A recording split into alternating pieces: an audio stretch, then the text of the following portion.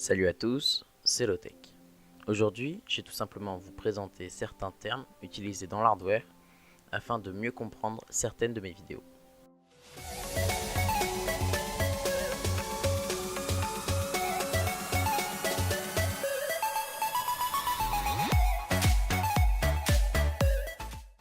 On va commencer donc par la carte mère.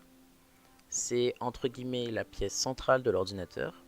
Elle accueille le CPU, le GPU, la RAM et les éventuels disques durs. Mais qu'est-ce qu'un CPU? En anglais, CPU signifie Central Processing Unit.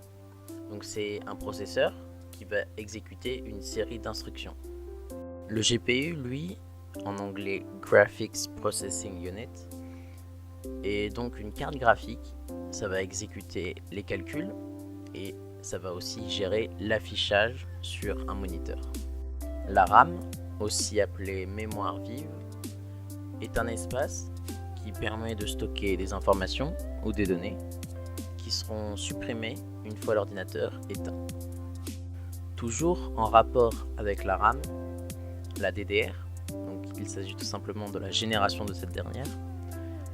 Il existe 4 générations, la DDR 1, 2, 3 et 4.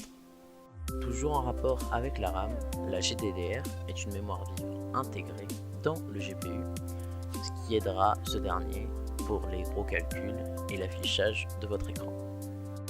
Pour les disques durs, on utilise majoritairement deux types, donc les HDD, Hard Disk Drive en anglais. Ce sont des disques durs mécaniques avec donc un disque à l'intérieur qui va tourner. Il produit un peu de chaleur et surtout sensible au choc. Le SSD, lui, sera plus rapide qu'un HDD. Il sera également plus résistant au choc et ne produira pas de chaleur. Il sera cependant plus cher qu'un HDD. Extra ATX, ATX, Micro ATX, Mini ITX. Ce sont les différents formats possibles pour les boîtiers ou les cartes mères.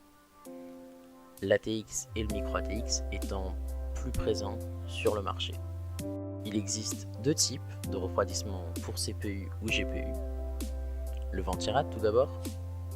Il s'agit d'un ou plusieurs ventilateurs sur un radiateur afin de dissiper la chaleur. Venti donc pour ventilateur et rad pour radiateur. Nous avons également le water cooling.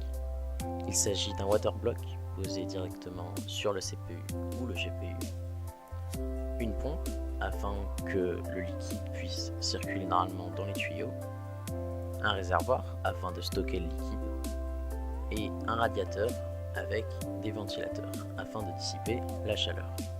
C'est donc la fin de cette vidéo. Si elle vous a plu, n'hésitez pas à me le faire savoir en laissant un pouce bleu et en commentant la vidéo.